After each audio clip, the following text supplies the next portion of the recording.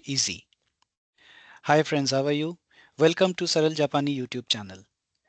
Friends, this is Sujoy Chatterjee and the deadline to submit the research applications for MEXT 2026 scholarships is over. So the last date was 13th of May and I am sure you must have already submitted your application and now you must be preparing for the written tests. Am I right, friends? This video will give you a kind of refresher towards your preparation for the test of English. So what I am going to do in this video, I will take you through the question paper of 2020 written test of English conducted by MEXT at the Embassy of Japan in New Delhi, and so that you get a flavor of what kind of questions you can expect in this test. And along with that, I will explain the test structure, the marks distribution to begin with, and then we will go through in detail the question paper of 2020. So why I have selected the question paper of 2020? This is because this is the last available question paper, because after 2020 MEXT or the embassy didn't release any question paper, that is they didn't make any question paper public. So we don't have the question papers of 2021, 2022, 2023 and 2024 with us. The latest that we have is that of 2020. So let's get started then. So there will be a 1 hour test of English and the maximum marks will be 100. So it's a 100 marks test and the time allowed is 60 minutes. The question structure, as you can see on your screen, there will be 5 different types of questions. There will be 5 different types of questions marked in Roman capitalized as 1, 2, 3, 4, 5, and in 5 we have two sections, 1 and 2. In section 1, the first question type, it has 10 sub questions. So each question is of 2 marks. So 2 multiplied by 10, 20 marks for the first question. Likewise, for second, third, and fourth also, there are 10 parts each, and each of these having 20 marks. So we have 80 marks here. And question type 5 is basically another kind of question where we have two of such questions, and within each there are 5 sub questions or sub parts, and so 5 into 2 10, 5 into 2 10. So this makes the total marks to be 100. So now we will see, when we go through the question paper of 2020, we will see what different kind of questions are each of these 5 question types. So I hope this structure is clear to you. So now let's move on to the question paper of 2020. So I will break out from this PPT and I will go to the question paper which is in PDF. So as you can see, 2020 qualifying examination for applicants for the Japanese government MEXT scholarship. This was for 2020. Examination questions. For research students, subject is English, and this is the time period. The test period is of 60 minutes. So you have to write your nationality, the number that they will provide, the name, and marks will be entered by them. So now let's begin with the first question type. So as you remember here, the first question type which has 10 parts. So choose the word or phrase that best completes each sentence. So before we go into that, so let me tell you friends, if you have done your schooling or your main education in English, that is if the medium of instructions was English, then this test should be a very easy one for you. So this is going to be difficult only if you have not studied in English medium. So otherwise this should not be a problem, although some questions are tricky and there are chances that you make mistakes, but as a whole the question paper is easy. And you might be aware about IELTS, TOEFL, PT, all these English language tests. So as compared to all those tests, this test is much easier. So the first question type is choose the word or phrase that best completes each sentence. That means this is kind of fill in the blanks. And so the first one, let's take a look. This is a story about a man who has dedicated his life to dash our natural and cultural heritage. So who has dedicated his life to compromise, deserve, preserve, register? So you can easily guess. So the answer will be to preserve our natural and cultural heritage. So C is the correct answer. Number two, at that delivery company, prices are determined by the dash of the product, not the weight. So now in this type of questions, so there is a comparison. So one is in affirmative, one is in negative. So not the weight. So if not the weight, then what could be the other characteristic? Dimensions, inspections, speed, weigh. So inspections will not be the answer. Weigh will not be the answer. Either speed or dimensions. But since it is referring to some goods, because delivery company prices, so some goods, so it will be weight and it will be dimensions. So the answer will be A. The prices are determined by the dimensions of the product, not the weight. So very easy. Number three, they made a dinner dash for 5 people at their favorite restaurant near the park. So what will be the answer here? They made a dinner cooked for 5 people at their five favorite restaurant near the park. So grammatically, this is correct. Yes, this is grammatically correct. But who will get a dinner cooked? So at a favorite restaurant. So we do not say like that, isn't it? So cooked, although it is grammatically correct, it gets fitted properly in this sentence, but from meaning point of view, it doesn't make too much of sense, right? So there will be very close options in the as option in the question, so you have to be very careful. So although some answers may look promising, they may not be the correct one. So let's see the remaining one. They made a dinner cooking for, so this is not the answer. They made a dinner reserved for 5 people. This should also not be the answer. They made a dinner reservation for 5 people at their favorite restaurant near the park. So this reservation seems to be the correct answer. What do you think, guys? So whether it will be cooked or reservation? So I think it will be reservation. They made a dinner reservation for 5 people at their favorite restaurant near the park. So this was a tricky one. So number four, let's see. This new product has been dash to be an extremely effective fertilizer for those trees.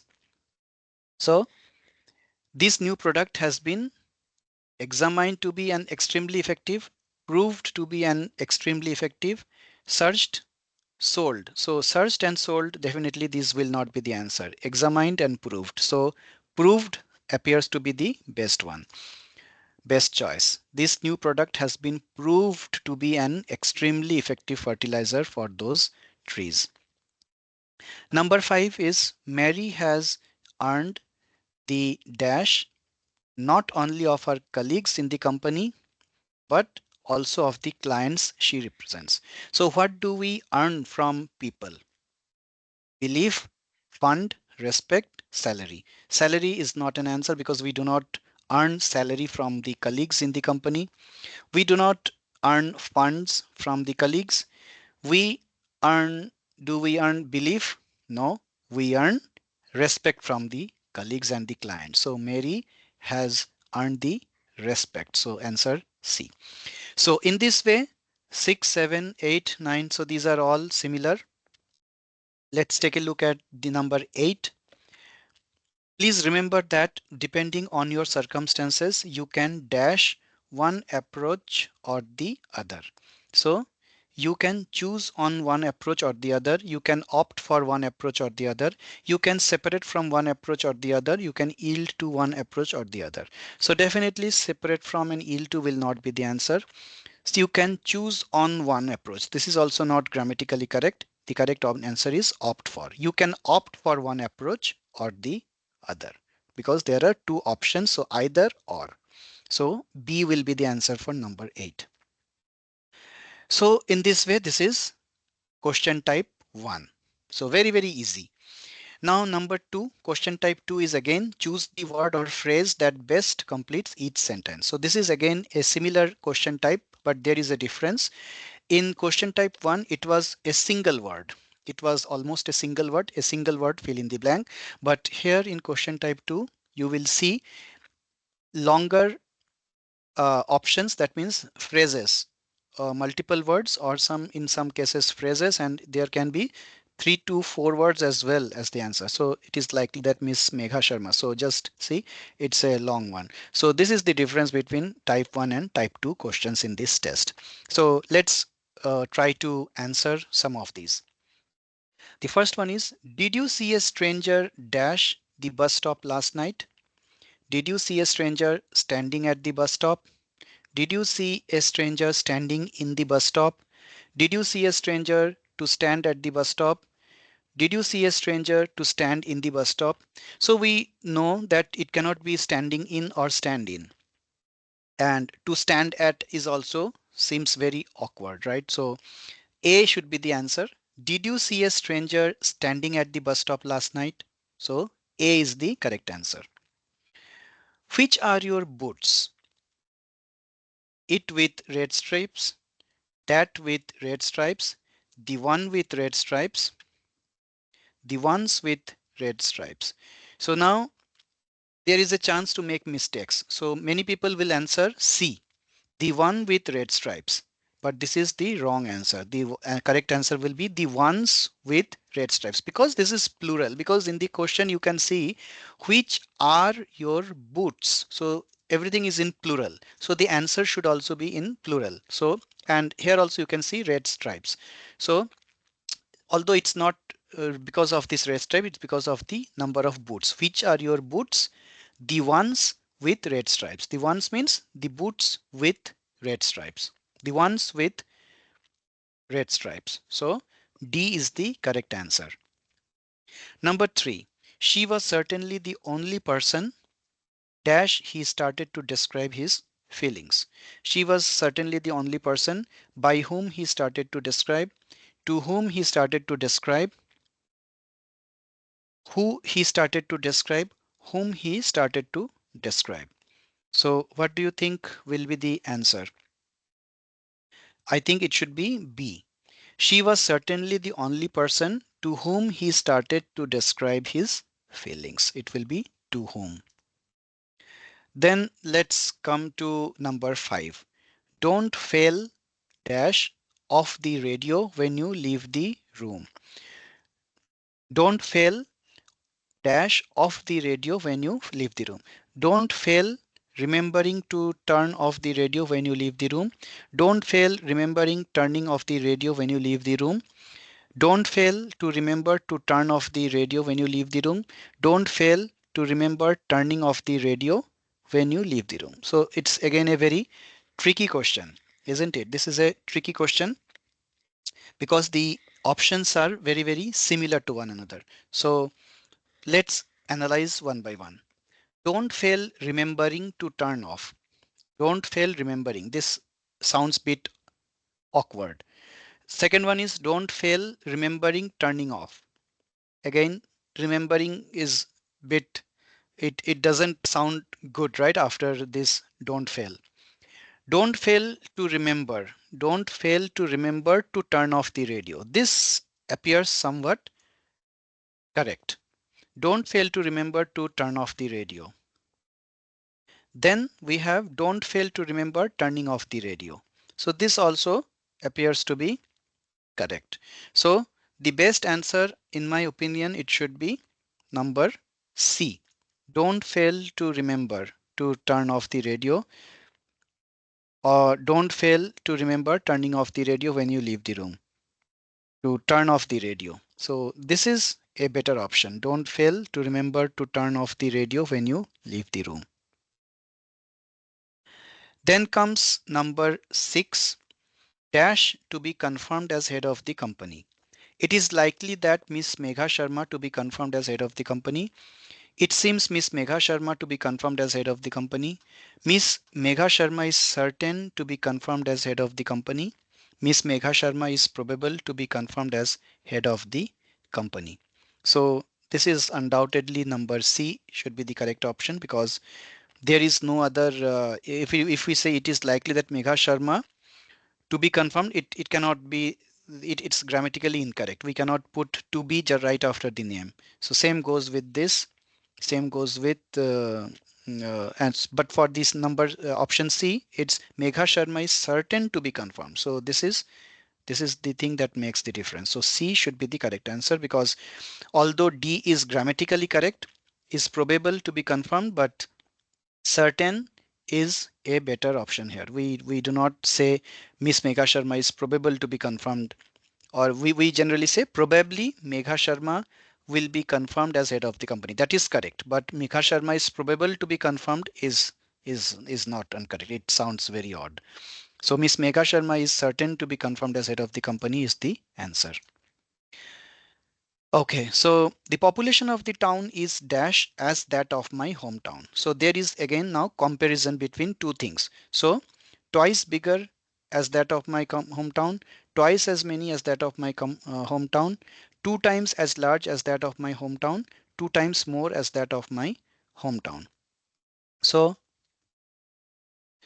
the population of the town is dash as that of my hometown is population, because the population we consider it as a volume. So two times as large as that of my hometown. So population is always large or small. So it's not in number.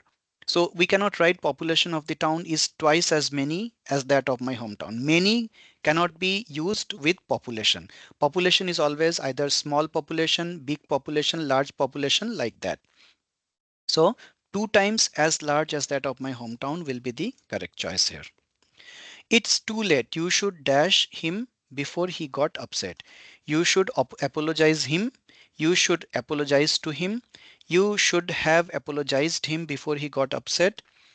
You should have apologized to him before he got upset.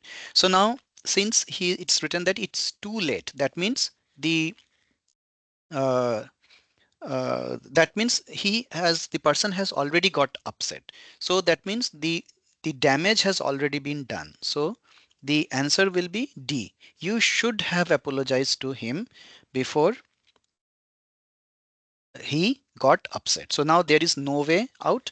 It's the damage has already been done. So it will not be you should have apologized him, because we cannot write him right after the apologize. It should be to. So and apologize to, this is out of question. You should apologize to him, because it is too late means it is a thing of the past. So now there is no time, there is no more reason to apologize to him. And also, since it is written before he got upset, so that means he already got upset. So now it cannot be in the present tense, so it will be in past tense. You should have apologized to him before he got upset. So this was question type 2. Now coming to the next question type 3, this is an interesting one. In the following paragraphs, one of the underlined parts is grammatically incorrect. Choose the incorrect part. So now you can see here, this is the first question. So you can see A written here, B written here, C written here, and D written here. So you have to find out which sentence or which of these underlined parts. So here the entire sentence has been underlined. So that means one of these four sentences is grammatically incorrect. So you have to find that one. So let's see. Let's check one by one. The first sentence is, a meteorologist has presented the weather with her 1-year-old son on her back. A meteorologist has presented the weather with her 1-year-old son on her back. So the sentence appears to be perfectly correct grammatically. There is no mistake in that. At least I could not find anything. Let's go through the second sentence. She said she had her son on camera with her to celebrate International Baby Wearing Week. Again, the sentence appears to be grammatically correct. Number C is, the footage was broadcast by news networks across the country. Again, a perfectly correct sentence. Let's see the D. The response from the public on social media was overwhelming positive. There is some problem in this sentence, don't you think? So The response from the public on social media was overwhelming positive. So this is not correct because overwhelming positive is not correct. It should be overwhelmingly positive because this is now there should be an adverb here because it is qualifying the verb. Verb, what is the verb? The response from the public on the social media was overwhelmingly positive. It was a positive response, but it was overwhelmingly positive. So it's an adverb which qualifies the verb here. So the answer will be D. Answer is D. D is incorrect. So interesting, isn't it? So let's look at one more. So the second one. Earlier this morning, Wall Street suffered its worst trading day in 8 months. Did you find anything wrong in this sentence? Earlier this morning, Wall Street suffered its worst trading day in 8 months. Let's read the second sentence. Every sector fell heavily, with big name technology stocks among the biggest drags on the US market. This is also correct. Every sector fell heavily, with big name technology stocks among the biggest drags on the US market. The third sentence is the negative sentiment was also reflected in European markets. And D is with Paris, London, and Frankfurt ending their sessions firmly in the red. So C and D are parts of the same sentence, two parts of the same sentence, and this also together appears to be the same. Then which one is the incorrect one here? So if you see carefully in the first sentence, earlier this morning, Wall Street suffered its worst trading day in 8 months. So focus on this one, its. So the way it is written, it is not correct. So IT apostrophe S means it is. Wall Street suffered it is worst trading day. So this is not correct. This apostrophe symbol will not be presented. It will be just its, ITS, and nothing else. So this is the mistake in this sentence.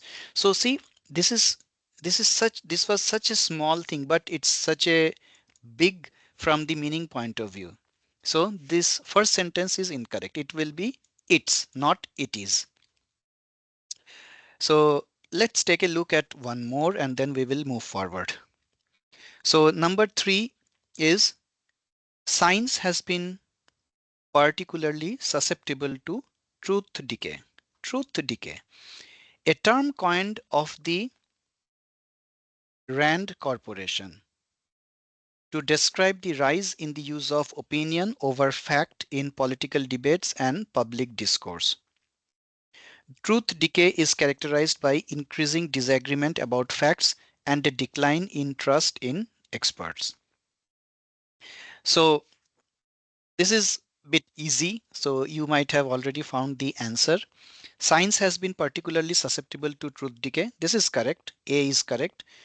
B, a term coined of the Rand Corporation. So when we say a term coined, then it is always followed by, not of. A term coined by the Rand Corporation, because the term truth decay, it has been suggested by the Rand Corporation. So it is a term coined by the Rand Corporation to describe the rise in the use of opinion over fact in political debates and public discourse. This part is correct. Truth decay is characterized by increasing disagreement about facts and a decline in trust in experts. So in this way, there are 10 parts in this question, and in each part you have to find out the incorrect one. So let's take one more thing. So maybe the number 10 we can see because it is very interesting. It may seem like little can be done to lessen the blow of a hurricane. So this sentence appears to be correct. But according to new research, help in tempering the power of hurricanes could one day come from an unexpected source, offshore wind farms. This is also appears to be correct. The idea of deliberately modifying the weather with wind turbines has been around in decades. Number D, but little work has been done to calculate whether or not it could really work. So which one is incorrect? Can you suggest? The idea of deliberately modifying the weather with wind turbines has been around in decades. So this appears to be bit awkward, isn't it? Around, it should be around for decades. The idea of deliberately modifying the weather with wind turbines has been around for decades. Like we say like that, right? It's already been around for decades. So it cannot be around in decades. So I think this option C will be the incorrect option. So idea of deliberately modifying the weather with wind turbines has been around for decades. It's not in decades. So this is the incorrect one. So in this way you can select.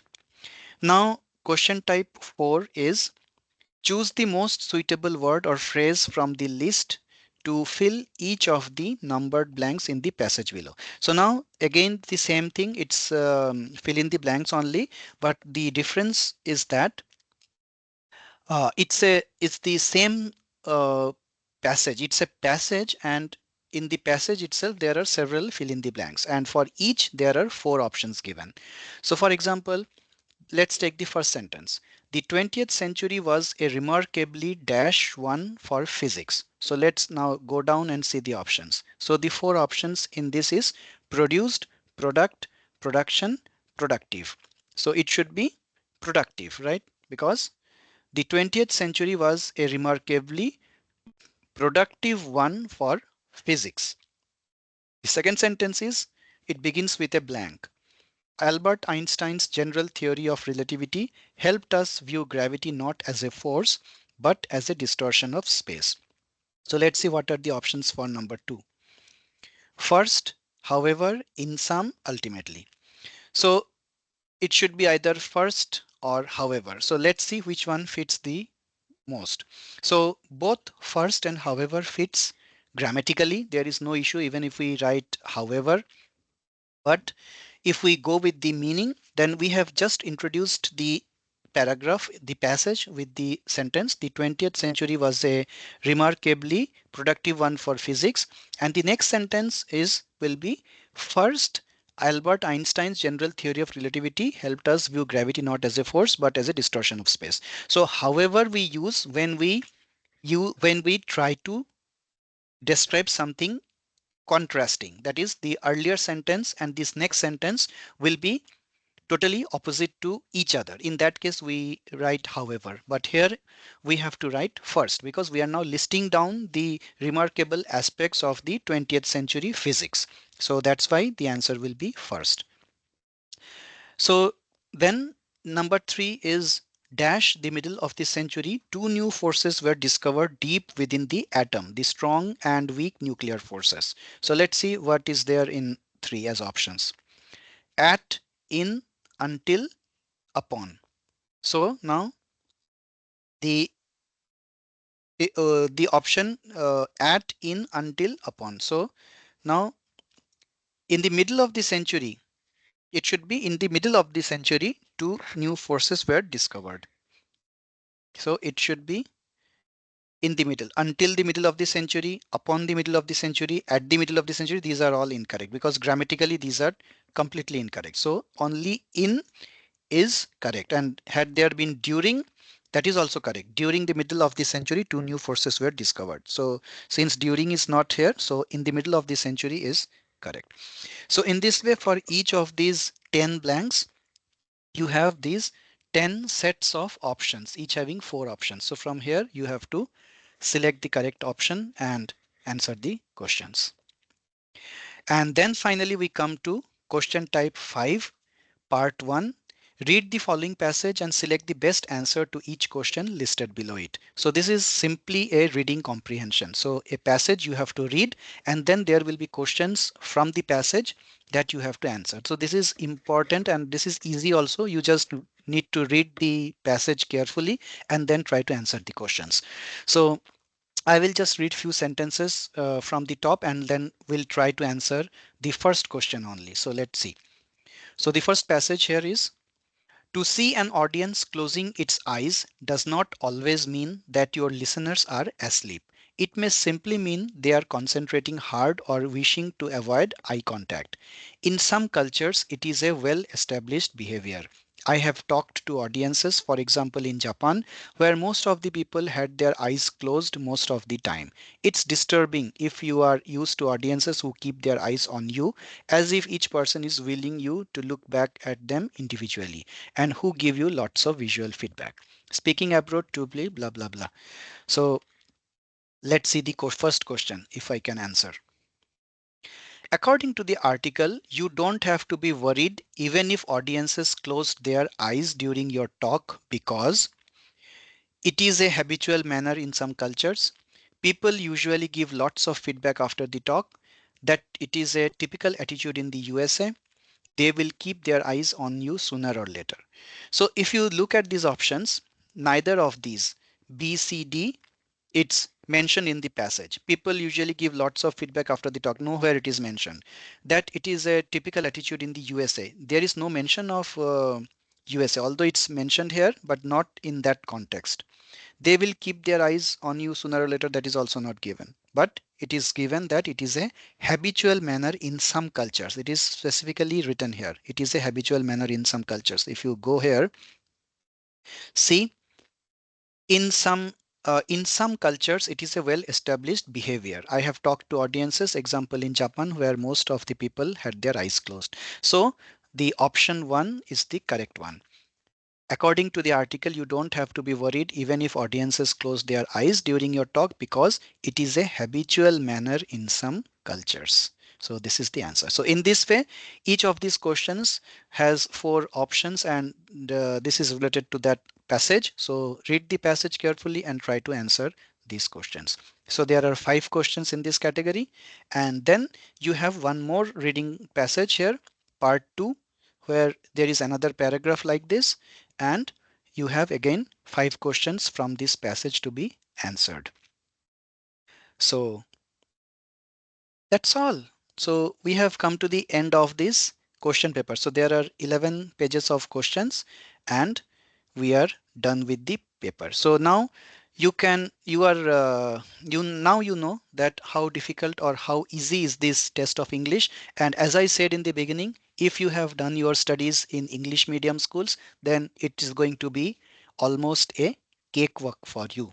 There is nothing, no rocket science in this test. It's a very, very general test of English, and you do not need any special or any specific preparation for it. Just go for it. And but one thing, you should be very careful because the options for each question might be very tricky. So 2 or more options may sound grammatically correct, but if you see the logic or the context or the meaning, then only one of them will be appropriate for that particular scenario. So friends, that's all I wanted to discuss today. So going back to this presentation now. So again, to summarize, you have 1 hour time for the English test and maximum marks is 100, and this is the question structure and marks distribution. And I hope you will score good marks in English at least. And the other test for research students is the test of Japanese, which I have talked about earlier in the video. So I will give the link to that video in the description section of this video also, so that you can take a look at that. But to summarize about the Japanese written test, so if you already know Japanese, if you are JLPT either N5, N4 or N3, you should be able to answer some questions. One who is having JLPT N3 should be able to answer 80% of the questions. One who is having JLPT N4 will be able to answer around 50% of the questions. And one having N5 certification should be able to answer around 20% of the questions that they will give in that test. And in case you do not know Japanese even a bit, if you are zero in Japanese, then you can start learning Japanese on my YouTube channel. The name of the playlist is Japanese Lessons for Beginners. Start from lesson 1 because that is the point 0, and as much as you can watch until your Japanese written test. And if you get selected for interview, then you can continue learning the language so that by the time you are invited for the interview, you have some common generic idea about the language. I know that it is not possible to learn in such a short time, but if you keep learning slowly and slowly by watching the videos, then you will have a generic understanding in your mind about Japanese language, and you will feel more confident when you appear for the interview. So this is the strategy that I always suggest to people, that if you know Japanese, it's perfect. If you do not know, then start learning it from today itself. So in this way, for research students, there will be two written tests, one for English, one for Japanese. And English is going to be easy. Japanese is going to be difficult, especially if you do not know the subject. So you try your best in both of these tests, and I wish you all the best. And once you are done with the written test, if you get selected for the interview, I will give you some more tips for the interview section, as I have got to know from some of our previously successful MEXT applicants. So with that, I end this video. Thank you so much for watching, and do subscribe this channel if you have not done yet, so that you get notified whenever I post the next video surrounding this scholarship, and also some other scholarships I will be sharing information about in coming time. So thank you so much. Arigato gozaimasu. Mata imashou.